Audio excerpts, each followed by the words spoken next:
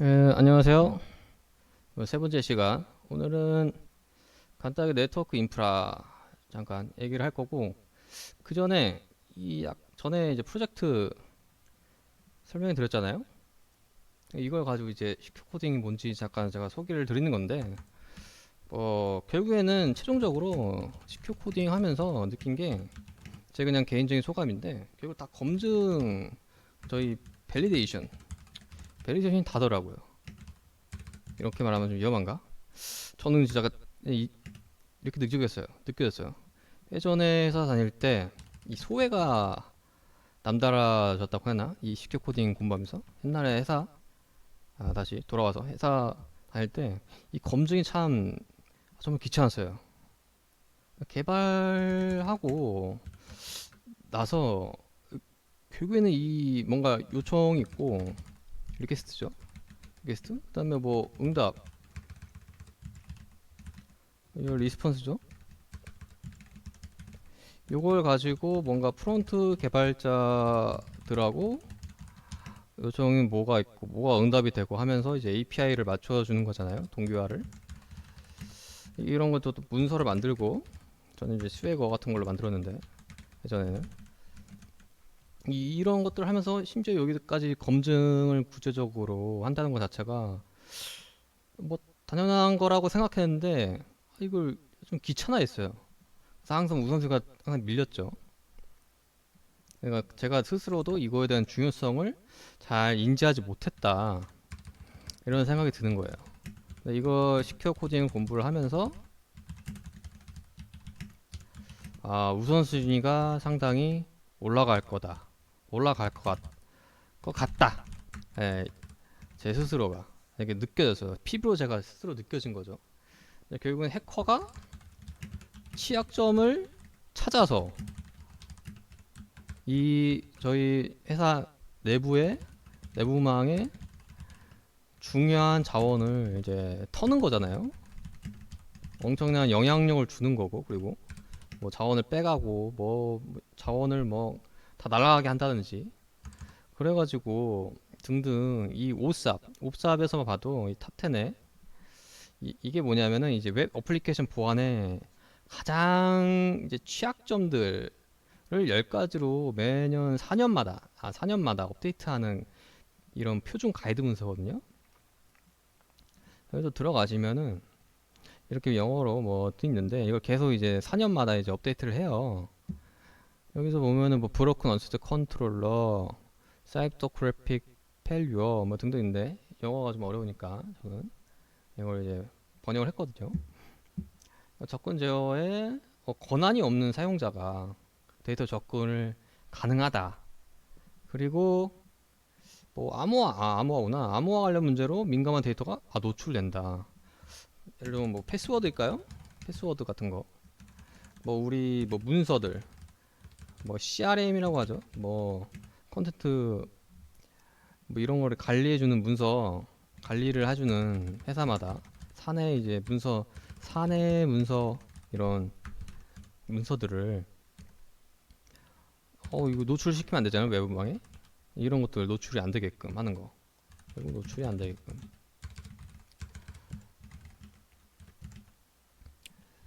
그걸 이제 보완해주는 이제 CRM 소프트웨어가 있죠.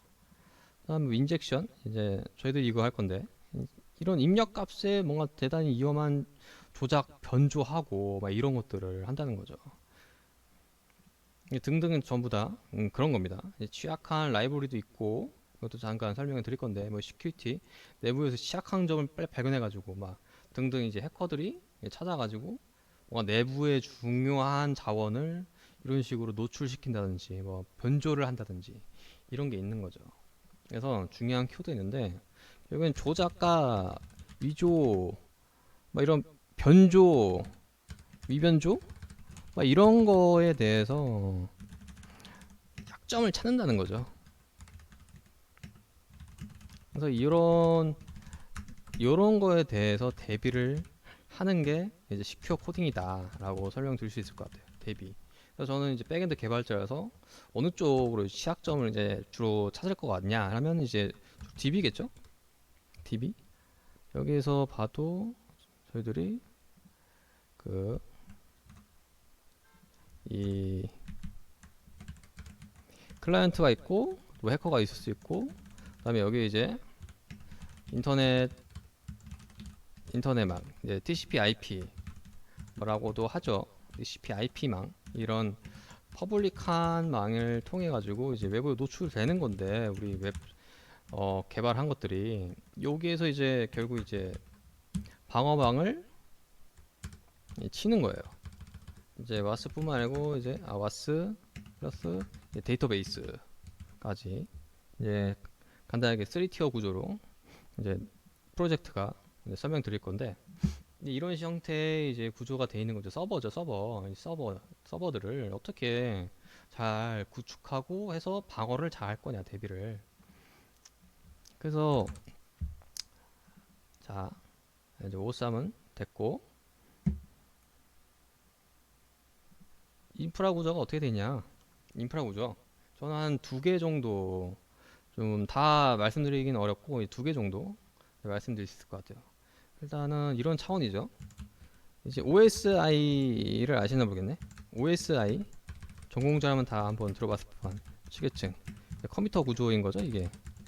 여기에서 이제 레이어 1부터 해가지고 레이어 7까지 해가지고 하드웨어부터 응용 어플리케이션 계층까지 있는 거죠.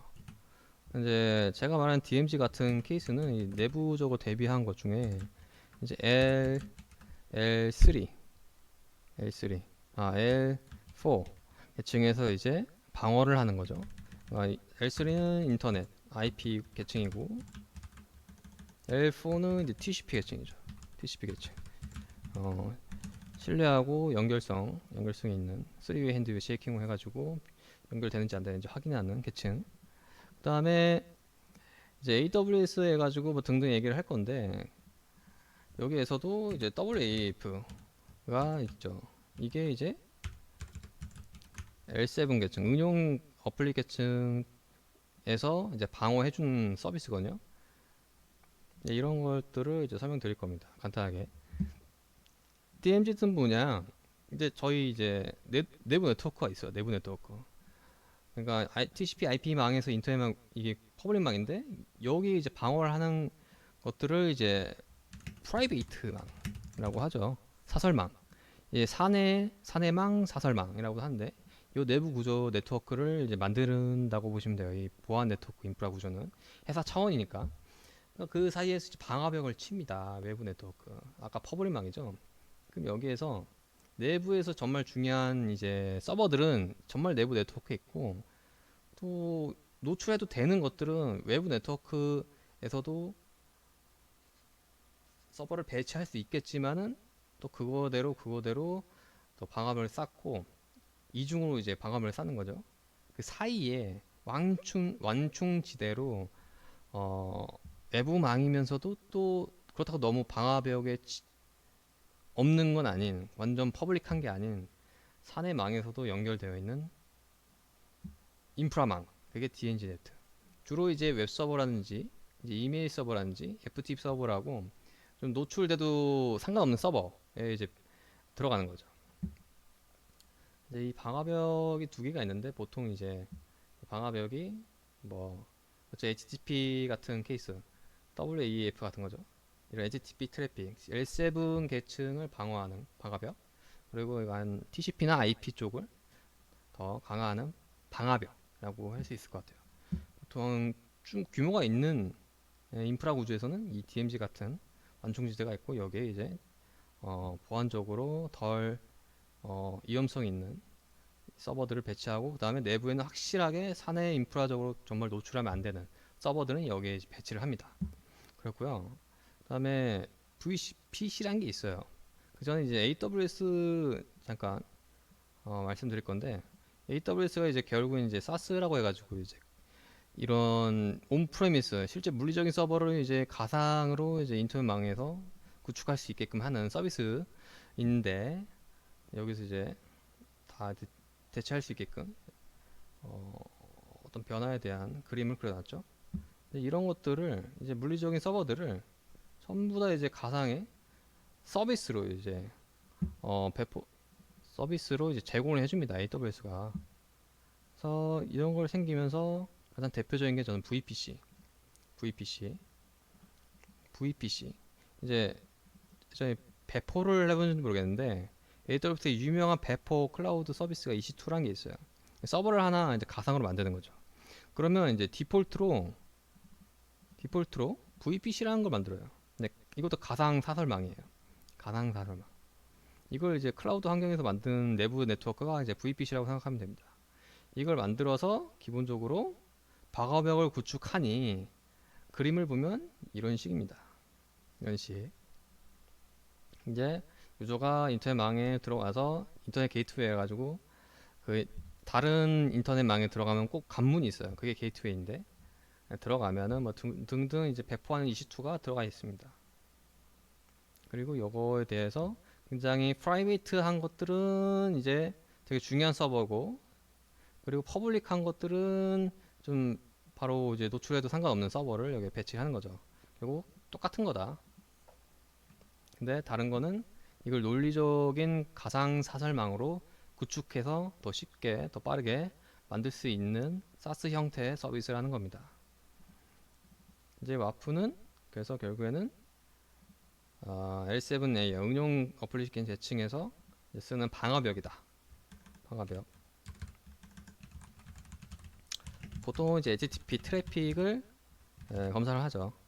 HTTPS, SSL, S가 붙어있는 이제 프로토콜에 보안적인 시큐한 암호화해서 이제 통지를 하냐 이렇게 검사를 하는 거고, DMZ나 뭐 VPC 뭐 그중에 이제 시큐리티 그룹이란 것도 생기거든요.